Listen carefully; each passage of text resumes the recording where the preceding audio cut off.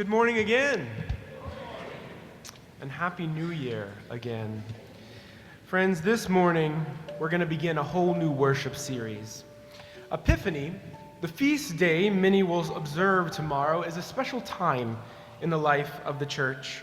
Coming from the Greek word phania, meaning manifest or appear, and the prefix epi, meaning upon or among, Epiphany is a time in which we remember the Magi's visit to the baby Jesus.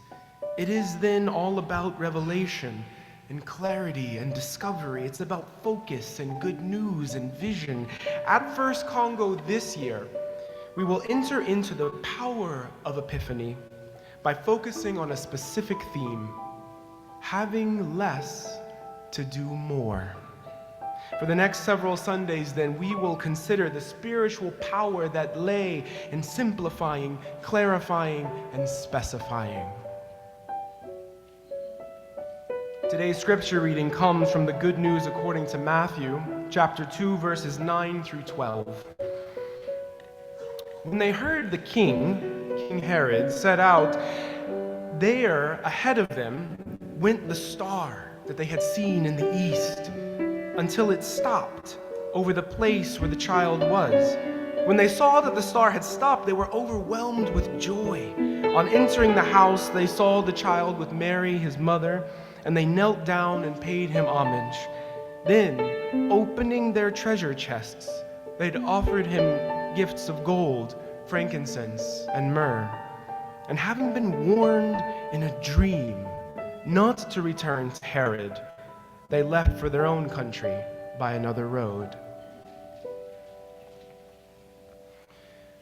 History remembers King Herod as a tyrant and as an extravagant spender, a despot who surrounded himself with luxury to show off his power. However, many historians suggest too that he was a masterful strategist. He was able to navigate the ins and outs of both local and imperial politics, establishing a Jewish aristocracy in the Roman colony of Judea and setting himself at the top of it. He was a man who obsessed over the question how to get what he wanted, how to keep what he wanted, how to get others to do what he wanted.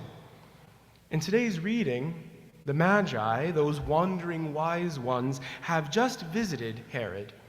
And true to form, right before the section from Matthew that we read this morning, he had asked the Magi all about how. How did they know the Messiah was on his way? How would they get to this infant king? How would they then get back to Herod to tell him what they discovered? How? So, with all of his obsessing over how, Herod never slows down enough to ask the question, why? Why might it be that God was entering into the world in the small, vulnerable shape of a baby, rather than as a storm cloud or as an earthquake, not even as a luxurious king? You know, it's easy to see a character like Herod and think that we have nothing in common with him. After all, we're not ancient vassals of the Roman Empire, hell-bent on keeping our power by any means necessary. We're not extravagant tyrants who wrap ourselves up in luxury to hide our insecurities. We're not vain leaders who obsess over strategy. We're not like Herod. But then again, who here hasn't fallen into the temptation to get lost in all the hows? Haven't we all at one time or another gotten so caught up in the way something has happened or is happening or will happen that we forget all about why it might be happening in the first place? It's when we get so distracted by how a message is delivered, so distracted by how a person's tone sounds, so lost in how a person's expression looks, so wrapped up in how we feel that we totally forget why the conversation even started. It's when you get so busy trying to perfect how your family functions juggling the work schedules and the school events and the doctor's appointments and all the rest, that you lose sense of why you're doing all the things you're doing in the first place. It's when you get so attached to your vision of how your life would be, so stuck on all the ways your life failed to measure up to how you imagined it, that questions of why this dream, why this goal, why you had this vision in the first place, all fade to the background. It's when you get so enamored of how a church has worked, how it's worshiped, how it's looked, how it's done its ministry, that you lose touch with why it actually exists in the first place. Certainly, sometimes the focus on how can come from the same places that fueled Herod. We might not be pretentious tyrants, but we've all focused from time to time a little more than is helpful on how to maintain our image, how to keep being the respected presence, the big influence, the decisive voice. We may not be despots, but still we're people. Of course, though, the focus on how doesn't always come from our need to grab and keep power. Sometimes it's about being helpful. Sometimes it's about being productive. Sometimes it's about being safe and secure and ready. Sometimes we need to focus on how. At other times, though, that kind of focus gets in our way. In a rational, scientific, cultural milieu like ours, how questions often dominate and determine the course our lives take. How questions are one of the most common reasons, for instance, that folks give up on the abstract, invisible, unexplainable things that actually enrich our lives. Take religion, for instance.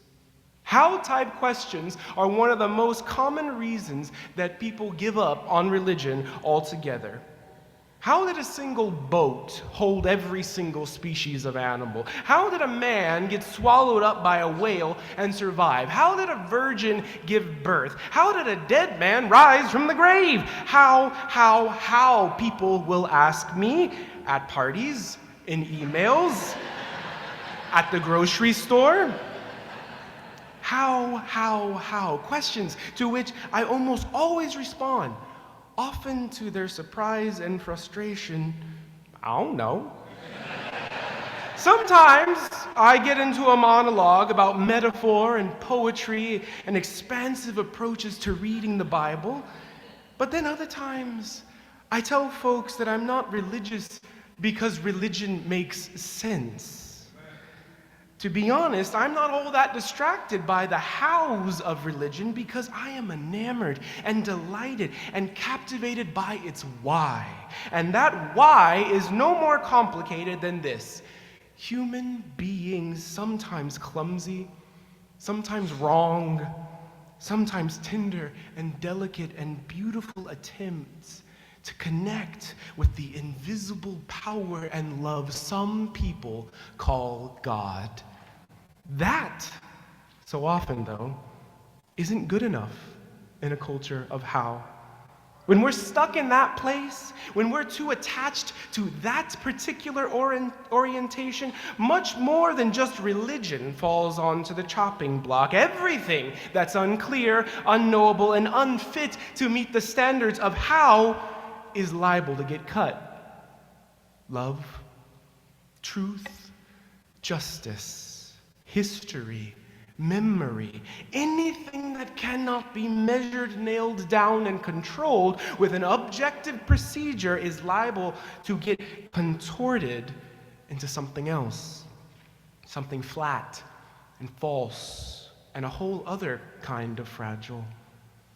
When we take immeasurable, invisible realities and require them to be proven, then we've already, in one very real sense, cut ourselves off from them. Very often, we start to take the how as the why. We start to take the expressions of love, for instance, the gifts or the words or the physical affections, not as how love shows up, but rather why we love in the first place. We love to get gifts, to get words, to get physical affection, we start to think. We decide to measure history according to how it makes us feel and lose sense entirely of why we talk about it in the first place. If history makes us feel bad, some folk believe, if it hurts some people's feelings when we talk about how white supremacy, patriarchy, and homophobia are woven into American history, well then, let's just change history, some folks think. Never mind the why, set aside the fact that history's purpose is to help us learn from the past. The point of history, some people believe, is how it makes us feel. We measure faith according to how much somebody practices. We measure success according to how much we have. We measure self-worth according to size, weight, height, IQ, account balances. How big, how much, how long? How can we cram one more invisible reality into a measurable, quantifiable index and forget all about purpose, passion, and truth? You see, this is what Herod missed. So caught up in his anxieties and in his cynicism and in his hows, he totally missed the more important question of why. Why this Messiah King? Why this way? Why did God choose to come into the world in the vulnerable, flimsy body of a tiny baby? You know, perhaps if he had started with why, then he might have been able to see how he had as much reason to celebrate the coming of Christ as anybody else. Perhaps if he had started with why, then he would have been able to see how he too could get caught up in God's liberating power. Perhaps if he had started with why, then the how questions would have been so much easier to either answer or even just let go. But of course, we can all lose sight of our purposes in deference to our plans. We can all make the mistake of taking the way we're doing something as the why that fuels us. And that's why God gives us signs. This is why strange folks come from unexpected places and drift into our lives like magi. This is why there are stars and dreams and inklings. This is why there is always another road available to us if we can slow down enough to look. This is why God shows up in the big, bright boldness of celestial bodies, and this is why God shows up in the little, mewling voice of a baby. God is always pointing us in a direction, always showing us where the energy really is moving, where life most truly is, and where it isn't. For the past several months, our church has been engaged in a process of listening for and looking at the signs, seeking to reconnect with our deepest why. You know, First Congo has always been a church deeply willing to adapt, to reconfigure, to recalibrate, and to boldly recommit to its truest call, to be an instrument of connection, compassion, and love. At this point in our church's history, as we look around at how the world, how the Big C church, how generations of people have changed, we are having to ask ourselves, where is the energy now? Where are the stars burning? Whether or not how we've been operating is still supporting why we exist. We're asking ourselves if we have everything we need. We're asking ourselves if we have more than we need. We are stepping into that resounding call to do what the Magi did, and to look at the signs, to follow the light, to observe the energy, to make room for the big, bold realities right alongside the vulnerable little truths. And so, in that same way, I ask you, friends, here on this first Sunday of the new year, in what places in your own life might it be time to recenter the question of why, so that you can more faithfully get at the question of how? Where might you need to let go, let loose, let lie your attachments to how something is happening, so that you can better remember why it's happening in the first place? Where might you need to do what the Magi did and explore another road? Most likely, there are signs. Chances are, God is reaching out and pointing out and letting out the truth of where the energy really is. Following that energy, though, pursuing that star, going to where God might mean turning away from what's familiar. It might mean having less of something, less of some attachment, some distraction, some resentment, some old goal, so you can do more of something else. It might mean leaving behind Herod's luxury and strategy and how-oriented mindset. It might mean focusing on your deepest commitments rather than on your sense of comfort. And the thing about it is, sometimes, maybe oftentimes, that other road, that less traveled path, that alternate route will take you right to where you really want to be, at home with the power and love some people call God. May it be so, friends, and amen.